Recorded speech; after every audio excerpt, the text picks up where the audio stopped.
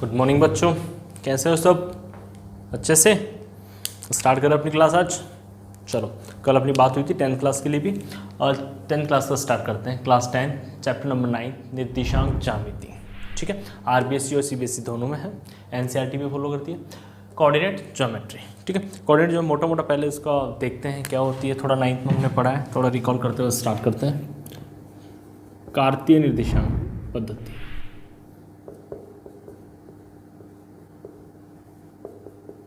कार्तीय निर्देशांक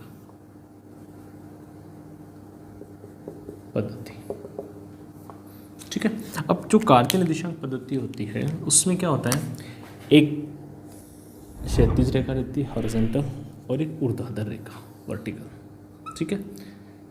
जहाँ ये दोनों रेखाएं एक दूसरे को प्रतिष्ठित करती है, लंबवत प्रतिष्ठित करती है, उसे हम कहते हैं मूल बिंदु, ओरिजिन पॉइंट मूल बिंदु से नोट करते हैं, ठीक है।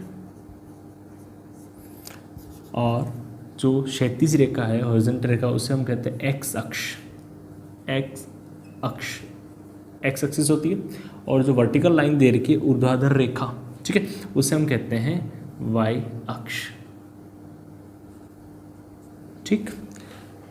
इधर वाले पार्ट में राइट हैंड साइड में जो पार्ट आ रहा है उसे हम धनात्मक पार्ट मानते हैं, और मूल बिंदु के लेफ्ट हैंड साइड में जो पार्ट आता है उसे ऋणात्मक भाग मानते हैं। और क्षैतिज रेखा से ऊपर की तरफ जो वाई अक्ष का भाग आएगा उससे वो धनात्मक होगा, और नीचे की ओर जो भाग आएगा वो ऋणात्मक। ये हम ग्राफ में कर चुके हैं, 8th में भी पढ़ा हमने, 9th में पढ़ा।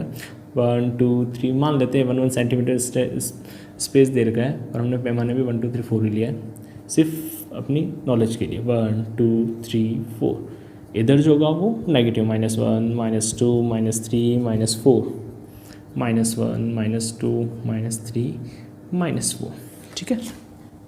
ये इसका प्रथम चतुर्थांश कहलाता है, फर्स्ट क्वाड्रेंट। ये इसका द्वितीय चतुर्थांश कहलाता है, ये इसका तृतीय चतुर्थांश कहलाता है, ये इसका चतुर्थ चौथा फोर्थ क्वाड्रेंट, चतुर्थ चतुर्थांश, ठीक।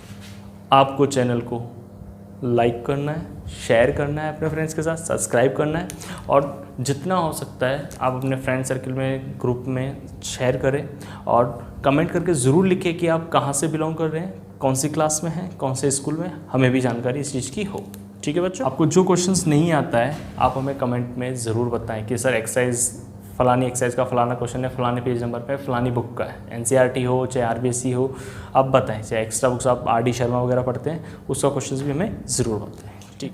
और हम किसी भी बिंदु के जो कोऑर्डिनेट लिखते हैं, किसी बिंदु के निर्देशांक, कुछ लिख रहा हूँ मैं यहाँ पे, ध्यान देना। किसी बिंदु के निर्देशांक, किसी बिंदु के निर्देशांक, जो कार्तीय पद्धति में जो निर्देशांक लिखे जाते हैं वो हमेशा इस प्रकार था। किसी बिंदु के निर्देशांक, जैसे मान लिया हमने कोई बिंदु P लिया है, P के कोऑर्डिनेट होंगे x, y, मीन्स फर्स्ट वाला जो भी पॉइंट हो, मान लेते हैं जैसे मैंने लिखा P 2,4, ठीक है। ये जो 2 है वो x को डिनोट करेगा, और जो 4 है वो y को डिनोट करेगा, x, y, ठीक है। मान लेते हैं यहाँ एक पॉइंट ले लेता हूँ मैं, पॉइंट P लिया है जिसके कोऑर्डिनेट हैं 4,3, इट्स मीन वो x एक्सिस को 4 पर काट रहा है और y एक्सिस को 3 पर काट रहा है। क्लियर हुआ बच्चों? 4,3 मतलब x का मान, उसके लिए x अक्ष पे जहाँ प्रतिष्ठित करेगा काटेगा वो 4 होगा, और y अक्ष पे जो होगा वो 3 पे होगा, ठीक है। और फर्स्ट क्वाड्रेंट में जो भी मान होते हैं वो x और y दोनों धनात्मक होते हैं, x और y दोनों धनात्मक। सेकंड क्वाड्रेंट में हमेशा फर्स्ट वाला हमेशा x को डिनोट करेगा। तो सेकंड क्वाड्रेंट में ध्यान से देखो, इधर अगर मैं जैसे ये पॉइंट ले लेता हूँ तो ये x पे कहाँ काट रहा है, 2 पर नहीं, -2 पर, और y पे 3 पर। तो ये तो 2 तो नेगेटिव है और 3 पॉजिटिव। इट्स मीन ये सेकंड क्वाड्रेंट में जो भी बिंदु होंगे उसके कोऑर्डिनेट माइनस कोमा प्लस के रूप में होंगे, मतलब x की वैल्यू जो होगी वो नेगेटिव होगी, y की जो वैल्यू होगी वो पॉजिटिव होगी। और जो थर्ड क्वाड्रेंट है उसमें डिनोट हमको उसी प्रकार करना, फर्स्ट वाला x होगा, सेकंड वाला y को डिनोट करेगा। तो मान लेते हैं यहाँ कोई बिंदु ले लिया मैंने, ठीक है, ये ले लेते हैं, ठीक। तो यहाँ x पे कितने पे काट रहा है, -2, y पे -3, मीन्स थर्ड क्वाड्रेंट में जो भी बिंदु होंगे उनके दोनों ही कोऑर्डिनेट किसके होंगे, नेगेटिव, माइनस के होंगे। मतलब अगर लिख देता हूँ मैं -2, -4, इट्स मीन दोनों ही माइनस के हैं, x वाला भी माइनस का, y भी माइनस का, मतलब कौन से क्वाड्रेंट में है वो, थर्ड क्वाड्रेंट में। क्लियर? फोर्थ क्वाड्रेंट में क्या होगा, x का मान धनात्मक होगा और y का मान ऋणात्मक होगा। क्लियर बच्चों, ये तो मोटा मोटा इसका है। और जहाँ दोनों रेखाएं एक दूसरे को प्रतिच्छेद करती है उसे मूल बिंदु कहते हैं, और मूल बिंदु के कोऑर्डिनेट हमेशा ये होते हैं, मूल बिंदु के निर्देशांक, मूल बिंदु के निर्देशांक, मूल बिंदु के निर्देशांक हमेशा होते हैं 0,0, मीन्स उसके लिए x का मान भी 0 होता है और y का मान भी 0 होता है। ठीक है, उसके अलावा कुछ और थोड़ा सा देख लेते हैं। ये सारी चीज़ें क्या है आपको याद होनी चाहिए, बड़ी काम की है। x अक्ष पर स्थित बिंदु के निर्देशांक, इस x एक्सिस पे कहीं भी कोई पॉइंट होगा उसके कोऑर्डिनेट क्या होंगे, x अक्ष पर स्थित बिंदु के निर्देशांक, बिंदु के निर्देशांक,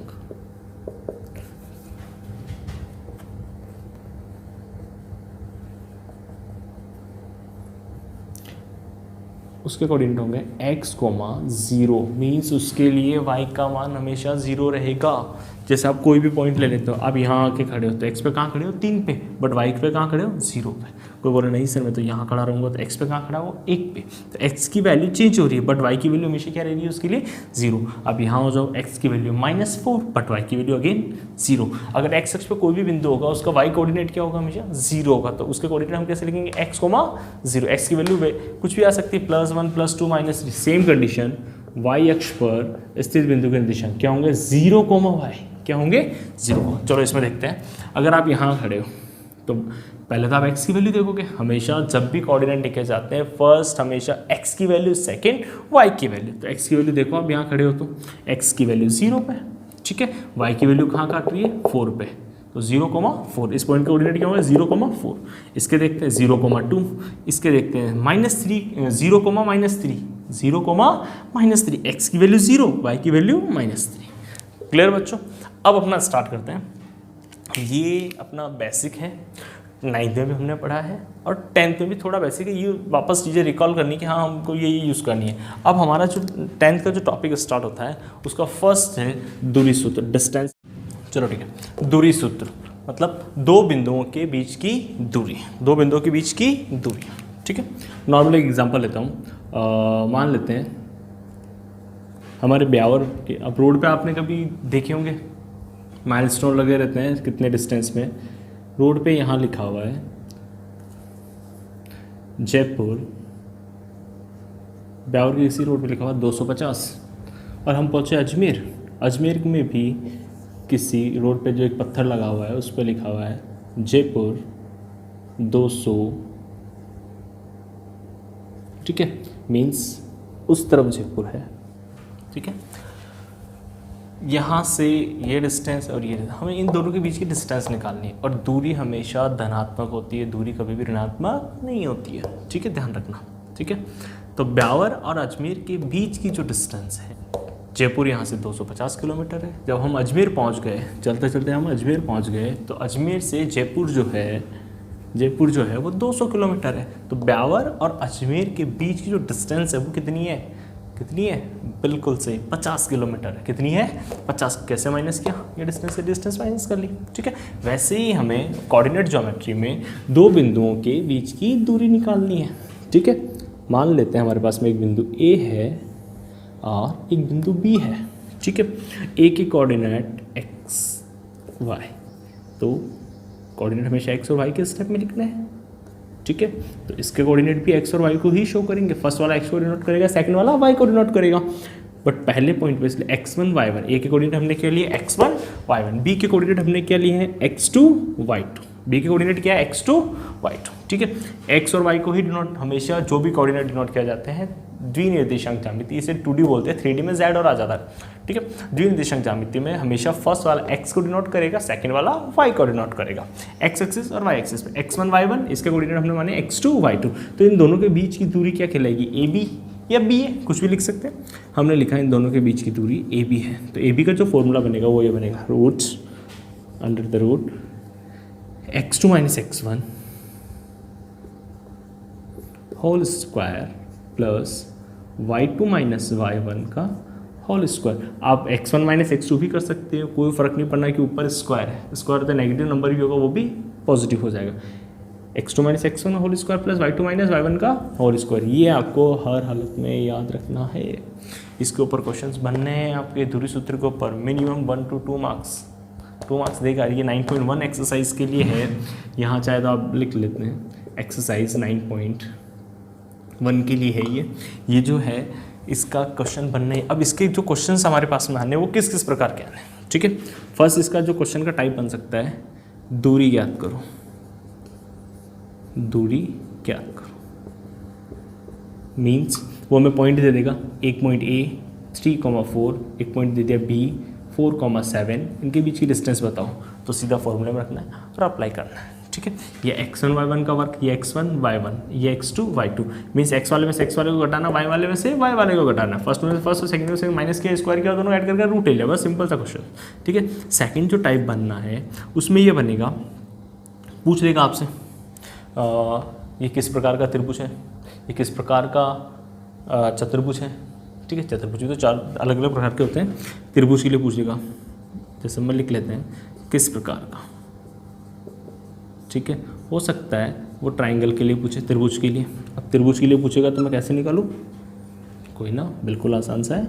ये रहा ट्राइंगल हमारे पास में, 3 पॉइंट होंगे A B C, x1 y1 x2 y2 x3 y3, तीसरा इसलिए 3 बोल दिया इसको हमने, x1 y1 x2 y2 x3 y3 according लिख लेते हैं, x1 y1 x2 y2। ये उन बच्चों के लिए ज़्यादा इंपॉर्टेंट है जो अभी 10th का एग्ज़ाम दे रहे हैं जून में, x3 y3।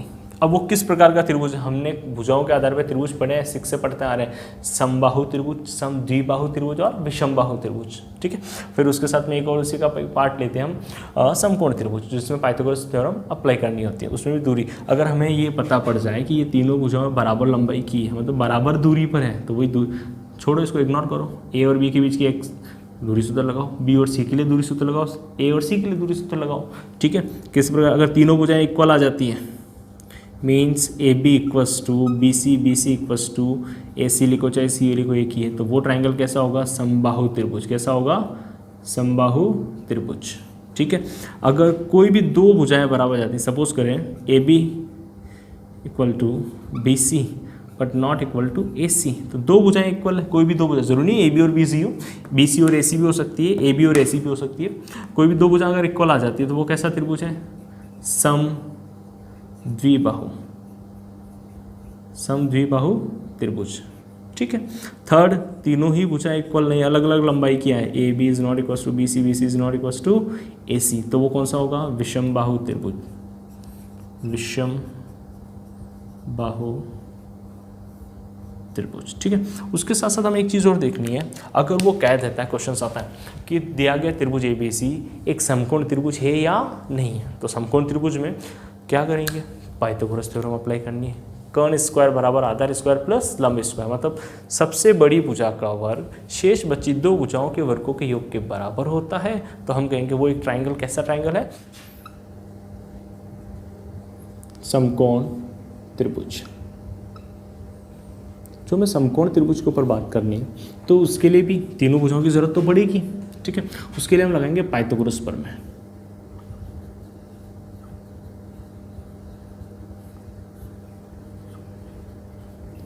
अब पाइथागोरस प्रमेय क्या कहती है, कर्ण स्क्वायर, कर्ण कौन होता है, सबसे बड़ी भुजा, लंबाई में जो सबसे बड़ी भुजा होती है उसे कर्ण कहते हैं, ठीक है।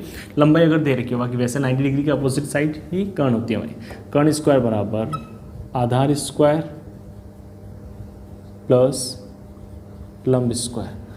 अगर कोई त्रिभुज की सबसे बड़ी भुजा का वर्ग शेष बची दो भुजाओं के वर्गों के योग के बराबर, उन दोनों का अलग अलग स्क्वायर करना है, ऐड करना है, अगर वो दोनों इक्वल आ जाता है तो वो ट्राइंगल कैसा है, समकोण त्रिभुज है। कैसा त्रिभुज है, समकोण त्रिभुज। मान लेता हूँ मैं चतुर्भुज लिया है, ए पॉइंट है, ये हमारे पास में बी है, सी है और डी। इसमें एक चीज़ ध्यान रखनी होती है, क्वेश्चंस में जो भी आपको 4 बिंदु दे रखे होते हैं उसका क्रम चेंज नहीं करना है, पहले वाले को यानी कि फर्स्ट, अगर आपको ऐसे 4 पॉइंट दे रखे हैं 3 4 -2 4 5 -3 1 -1 0, ऐसे अगर 4 बिंदु दे रखे हैं आपको, तो फर्स्ट वाले इसको अगर आपने ये माना है, इसको बी, इसको सी और डी, सीक्वेंस सेम रखें। ये नहीं कि इसको आपने सी कह दिया, इसे आपने डी है, इसको बी कह दिया है आपने, इसको डी कह दिया, फिर यहाँ ए, ये वाला पॉइंट यहाँ रखा, ये वाला यहाँ नहीं, सीक्वेंस होना। जो आप ट्रायंगल ले रहे हो, फिर आपका उस चतुर्भुज का जो नाम रखना होगा ए सी डी बी रखना होगा, ए बी सी डी नहीं रख सकते हैं, सीक्वेंस चेंज नहीं करना है, ध्यान रखना इस चीज़ का ना। तो मान लेता हूँ इसको मैं पहले बोल देता हूँ यार, ये तो x1 y1 है, ये कोऑर्डिनेट x2 y2 है, ये कोऑर्डिनेट मेरे लिए x3 y3 का वर्क करेगा, ये कोऑर्डिनेट मेरे लिए x4 y4 का वर्क करेगा। ठीक है, अब इसमें क्या करना है, इसमें भी दूरी सूत्र से ही करना है। हमें चार भुजाएं दिख रही है, A B B C A C D और ए डी। ठीक है, चारों भुजाओं को ज्ञात करना है। अब वो जो बनेगा, क्या क्या बन सकता है हमारे पास में, देखते हैं। जैसे दो पार्ट में डिवाइड कर रहा हूँ, चेक करना कैसे। अगर आमने सामने की दो भुजाएं बराबर आ जाती, A B equals to C D, A B की जो लंबाई है वो सी डी की लंबाई आ जाती है, और बी सी की जो लंबाई आ रही है वो हमारे पास में ए डी की लंबाई आ जाती है। अगर ये आमने सामने भुजाएं इक्वल आ जाती है, हाँ भाई हमारी जो बात चल रही थी, आमने सामने की भुजाएं इक्वल हो जाए, ए बी इक्वल हो सी डी के, बी सी इक्वल हो ए डी या डी ए के। ठीक है, तो अब ये दो पार्ट में, इसको मैं यहाँ लिख देता हूँ, आमने सामने की भुजाएं बराबर, आमने, डायग्राम से पता पड़ जाएगा आपको आमने सामने कौन सी है, आमने सामने की भुजाएं बराबर। जब ऐसी कंडीशन आ जाती है तो चतुर्भुज है। कोई बच्चा कहेगा सर समांतर चतुर्भुज है, एक बच्चा कहेगा सर मैंने 9th में पढ़ा है आमने सामने भुजाएं बराबर होती है, ऐसा कुछ होकर कुछ और ऐड करने के बाद में आयत भी बनता है। तो कन्फ्यूजन पैदा हो गया कि यार समांतर चतुर्भुज है या आयत है, समांतर चतुर्भुज है या आयत। अब वो कैसे कंफर्म करेंगे, वो कंफर्म कराएगा आपको आपका विकर्ण। ये भी आपको दूरी निकालनी, ए सी फाइंड करना है, और विकर्ण दूसरा कौन सा, बी डी फाइंड करना है। ठीक है, ये तो आपकी भुजाएं हो गई, ये तो क्या थी आपकी भुजाएं। ठीक है, अब आपको विकर्ण देखना है, विकर्ण, ये वर्क तो करना ही है दूरी सूत्र से, विकर्ण देखना है। अगर ए सी विकर्ण बी डी विकर्ण के इक्वल आ जाता है, या फिर A C is not equals to, equal नहीं हो किसके, बी डी के, अगर विकर्ण बराबर आ जाते हैं तो 100% ए बी सी डी, अगर ये कंडीशन हो जाती है, ए बी सी डी एक आयत होगा। क्या होगा, आयत होगा। ठीक है, अगर इसके जो डायगोनल है विकर्ण इक्वल नहीं आते हैं तो जो ये बनेगा वो क्या बनेगा, समांतर चतुर्भुज। तो इसलिए ए बी ये इक्वल नहीं आए विकर्ण अपने, ए बी सी डी एक समांतर चतुर्भुज है, समांतर चतुर्भुज है। क्लियर बच्चों, आमने सामने की भुजाएं बराबर आ जाती है तो दो डाउट होंगे हमारे पास में, आयत है या समांतर चतुर्भुज है। वो कंफर्म कराएगा हमें विकर्ण। अगर विकर्ण हमने निकाले वापस x1 y1 x3 y3 से ए सी, वही दूरी सूत्र लगाना, मान वो लिखने में हम x3 y3 लिखते हैं, वो x2 y2 का वर्क करेगा। ठीक है, तो अगर ए सी इक्वल आ जाता है बी डी के तो मैं कह दूंगा कि वो एक आयत है। ए सी और बी डी की लंबाई बराबर नहीं आती है तो हम कह देंगे वो एक समांतर चतुर्भुज है। ठीक है, अब सेकंड केस देखते हैं। क्या हुआ कि A B equals to B C equals to C D equals to A D या डी ए, जो भी है, चारों भुजाएं इक्वल आ गई, चारों भुजाएं बराबर, चारों भुजाएं बराबर। इतने में जैसे ही मैंने चारों भुजाएं बराबर कहा, बराबर हो, भूपेंद्र कहे कि सर ये तो वर्ग है, उतने में गौरव बोले नहीं सर ये तो समचतुर्भुज है। फिर डाउट, चलो फिर वो कौन डाउट क्लियर कराएगा, हमारा विकर्ण। ठीक है, विकर्ण देखते हैं। हमने विकर्ण से मिला भाई, विकर्ण तुम्हारे डाउट क्लियर कर। विकर्ण ए सी इक्वल आ जाता है विकर्ण बी डी के। सेकंड केस बनेगा विकर्ण ए C is not equal to विकर्ण बी डी। अगर विकर्ण बराबर नहीं आए, विकर्ण ए C is not equal to विकर्ण बी डी, और यहाँ बराबर है, अगर बराबर आ जाते हैं तो ए बी सी डी एक, ए बी सी डी एक वर्ग है। ठीक है, और विकर्ण अगर इक्वल नहीं आते हैं तो ए बी सी डी एक समचतुर्भुज है। वह चतुर्भुज जिसकी चारों भुजाएं इक्वल होती है बट विकर्ण बराबर नहीं होते हैं, समचतुर्भुज होगा। क्लियर, क्लियर हुई ये चीज। चारों भुजाएं इक्वल आ जाए, विकर्ण दोनों बराबर हो, दो ही विकर्ण होंगे इसके, दोनों विकर्ण बराबर हो तो वर्ग है। अगर दोनों विकर्ण बराबर नहीं, चारों भुजा तो बराबर है, बट अगर दोनों विकर्ण बराबर नहीं है तो क्या होगा हमारे पास में, समचतुर हो जाएगा। अब फर्स्ट टाइप का दूरी ज्ञात करो, सेकंड टाइप का किस प्रकार का त्रिभुज है या किस प्रकार का चतुर्भुज है, ये बनना है। अब थर्ड टाइप का जो इसका जो क्वेश्चंस बनना है दूरी सूत्र पे, वो ये बनता है, कर देगा। थर्ड टाइप में क्या होगा, पॉइंट ए दे दिया 3, P लिख देता हूँ मैं इसको, और B पॉइंट दे रखा है 4,7, और एक पॉइंट और देगा मुझे C दे दिया मुझे 7,8, ऐसे एज्यूम किया है, माना है, ठीक है। तो क्या होगा, वो ये कहेगा, क्वेश्चन कहेगा प्रश्नानुसार, यदि, चलो क्वेश्चन लिख देते हम, यदि A की B व C से दूरियां बराबर हैं, दूरियां बराबर, वर्ड्स देखना, समान, समदूरस्थ, ऐसे वर्ड्स मिलेंगे आपको।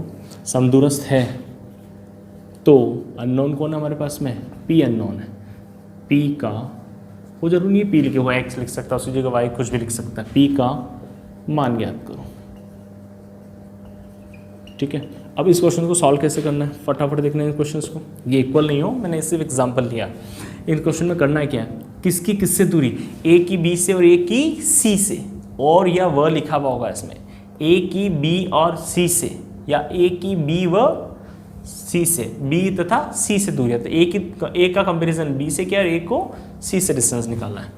तो क्या करें, जैसे एक डायग्राम है, ये A पॉइंट है, ये B पॉइंट है, और ये मिले C, A की किससे डिस्टेंस B से, A की किससे डिस्टेंस C से, ये दोनों इक्वल है, तो मैं कह सकता हूँ ना कि AB इक्वल्स टू AC, ये क्वेश्चन कह रहा है, ठीक है।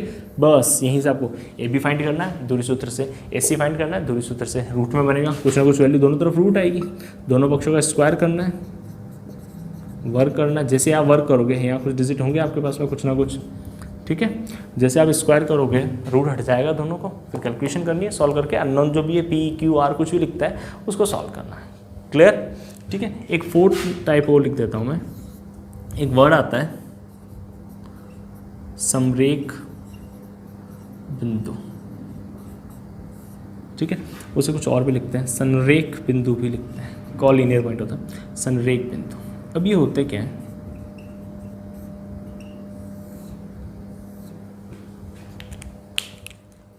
सपोज करें एक पॉइंट है मेरे पास में P, एक पॉइंट है Q और एक पॉइंट है R। वो कह रहा है कि ये तीनों बिंदु, वैसे पहले देखो समरेख बिंदु या संरेख बिंदु क्या होते हैं, एक ही सरल रेखा पर स्थित बिंदु क्या कहलाते हैं, संरेख बिंदु या समरेख बिंदु, एक ही लाइन पे जो हो तो संरेख बिंदु कहलाते हैं, ठीक है। अब वो हमें चेक करने के लिए कह रहा है कि ये 3 पॉइंट दिए हैं P Q R, ये संरेख है या नहीं। अब ये किससे फाइंड करें, दूरी सूत्र से निकालेंगे कैसे, मान लेते हैं A P Q और R, ठीक है। P Q R 3 बिंदु दिए हैं, मुझे यहाँ से P से मैं Q पे गया, 4 किलोमीटर चला, ठीक है, और फिर मैं Q से R पर गया तो मैं 3 किलोमीटर चला। पहले मैं P से Q पे गया, वहाँ रुका, वहाँ से यहाँ गया। अब मैंने क्या किया, सीधा P से R पे गया, ठीक है, और डिस्टेंस आई 7 किलोमीटर। तो मैं कहूँगा कि ये एक ही है, जैसे होता है ना एक ही गली में नेक्स्ट मकान नेक्स्ट ही है, तो अगर वो सेम रूट पे चलेगा, यहाँ से यहाँ दूरी, यहाँ से अगली दूरी है, सीधा दूरी जाए, एक ही रूट पे, ठीक है। तो अगर ये दोनों, इन दोनों का योग देखो आप, P Q plus Q are, common point तो मध्य बिंदु दी हो गया, कहीं ना कहीं बीच में है ये, ठीक है। P Q plus Q are, अगर इन दोनों का योग सीधा पी से आर के बराबर आ जाता है तो हम कहेंगे संरेख है, अदरवाइज संरेख नहीं है। तो हम कह सकते हैं कि P Q plus Q R equal आ जाए पी आर के, ठीक है। तो दो दूरियों का योग तीसरी दूरी के बराबर हो, ठीक है। कोण त्रिभुज वाला मेथड मत लगा देना स्क्वायर करके हो, तो पी क्यू आर संरेख बिंदु है, पी क्यू आर संरेख बिंदु है, ठीक है। ये संरेख बिंदु की कंडीशन है। क्लियर है बच्चों, ये क्वेश्चंस आपको देखने हैं, ये पे लेने हैं आप। ये 9.1 एक एक्सरसाइज में है। अब मैं उस 9.1 के कुछ इंपॉर्टेंट क्वेश्चंस ले लेता हूँ जो आपके लिए एग्जाम पॉइंट ऑफ व्यू से काफ़ी। चलो बच्चों एग्जाम्पल थर्ड लेते हैं एक्सरसाइज 9.1 का ही। बिंदुओं 2,3 और 5,6 के बीच की दूरी ज्ञात करो, या मध्य की दूरी भी लिखा हुआ सकता है, दूरी ज्ञात करते हैं। ठीक है, ध्यान से देखना इनका सॉल्यूशन। ठीक है, एक पॉइंट हमें ए दे रहे हैं, इससे फर्स्ट ए ले लेते हैं, सेकंड वाले को हम बी ले लेते हैं। ठीक है, ये दोनों के बीच की दूरी मान लेते हैं। ए के कोऑर्डिनेट क्या है हमारे पास में 2,3, बी के कोऑर्डिनेट हमारे पास है 5,6।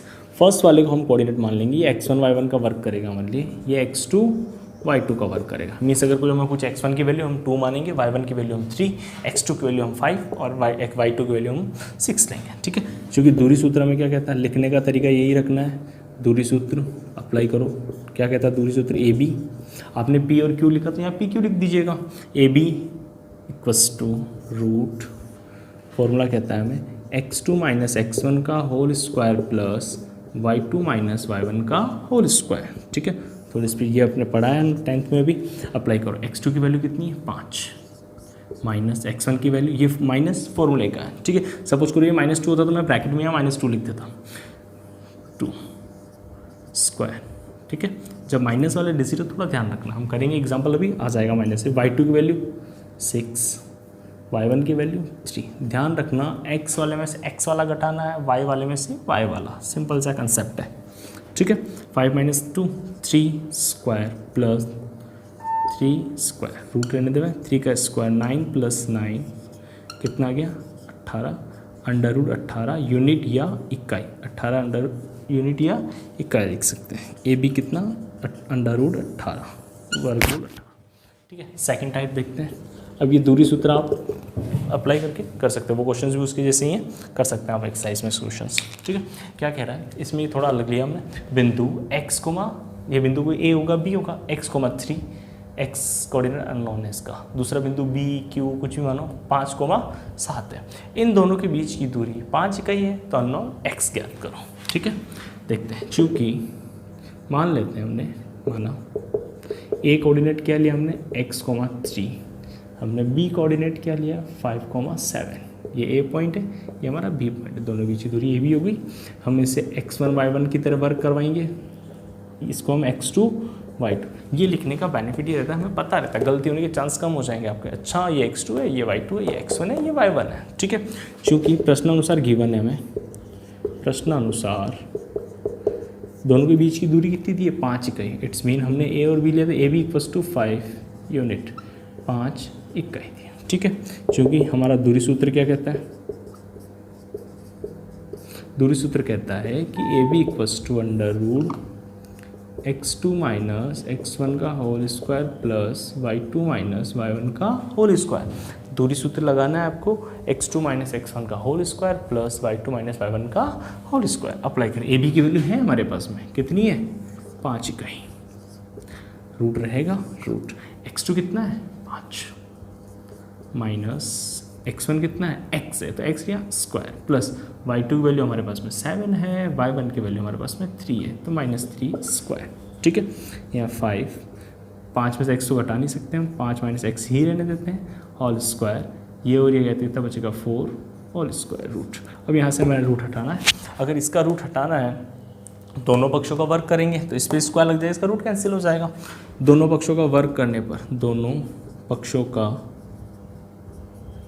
वर्ग करने पर, दोनों पक्षों का वर्ग करने पर करो भाई, दोनों पक्षों का वर्ग क्या कहता है, 5 का स्क्वायर क्या बनेगा 25, इसका जब करेंगे हट जाएगा, चलो मैं इसको ऐसा लिख देता हूँ 5 स्क्वायर, इसका रूट हट जाएगा 5 माइनस x का होल स्क्वायर प्लस 4 का स्क्वायर। ठीक है, अब इसे ओपन करके सॉल्व करते हैं। ये a माइनस बी का होल स्क्वायर, याद है हमने 9th में पढ़ा था, a माइनस बी का होल स्क्वायर क्या होता है, a square minus 2ab plus b square, फॉर्मूले आपको याद होने चाहिए।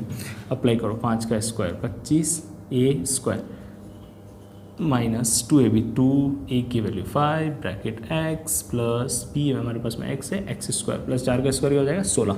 आप चाहो तो यहाँ से 5 का स्क्वायर से 5 का स्क्वायर कैंसिल कर सकते हो, नहीं तो स्टेप लिख लो, एक और बढ़ा लो, 25, 5 का स्क्वायर भी 25 माइनस 5 गुना 10 x plus x square plus 16। आप चाहो तो यहाँ से 25 से 25 की उठा के इधर जाओगे, माइनस बनेगा और सॉल्व करो। अब बचा क्या पीछे हमारे पास में, वो लिख लेते हैं, जगह कम है यहाँ सॉल्व कर लेते हैं।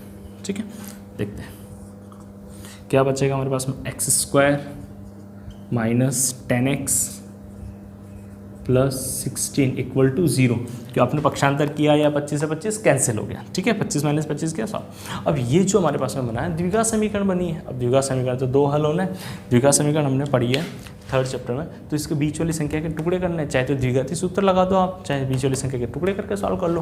बीच वाली संख्या के टुकड़े ऐसे करने कि गुणा करने पे लास्ट ही आए और जोड़ने में वापस ही है। तो क्या हो सकते हैं टुकड़े, 8 और 2, 8 दूना 16, 8 और 2 10 बनेंगे। 8 और 2 टुकड़े होंगे, टुकड़े क्या होंगे 8 और 2, तो हम 10 को क्या लिख सकते हैं 8 + 2, थोड़ा स्टेप बढ़ा रहा हूँ, +16 = 0, ठीक है।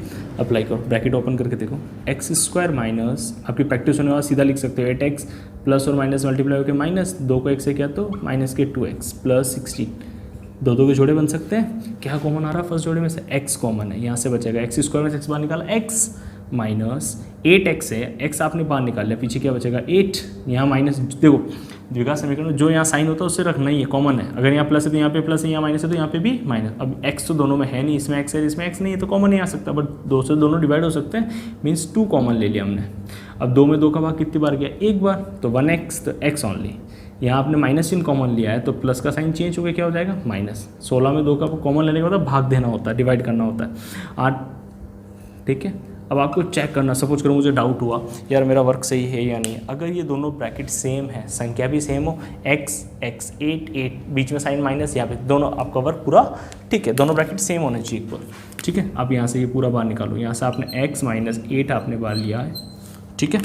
यहाँ से x - 8 अगर बाहर लिया तो यहाँ से क्या बचेगा आपका ये x माइनस, यहाँ से ये -2, ये -2 इक्वल टू 0। एक बार इससे 0 के इक्वल रखो, एक बार इससे 0 के इक्वल, क्या आएगा, मैं यहाँ लिख देता हूँ x - 8 = 0, x - 2 = 0, तो x = 1 वैल्यू हमारे पास में 8 आई है, x = 1 वैल्यू हमारे पास में +2 आई है, ठीक है। ये हमारे 2 आंसर जो नॉन थे, ये दोनों आंसर। ये वर्क आपको होमवर्क में करना है। इस एक्सरसाइज के जो क्वेश्चंस आपको नहीं आते आप कमेंट करें कि सर 9.1 का ये क्वेश्चन हमें नहीं आया है, मैं आपको सॉल्यूशन अवेलेबल करा दूँगा, ठीक है बच्चों, थैंक यू।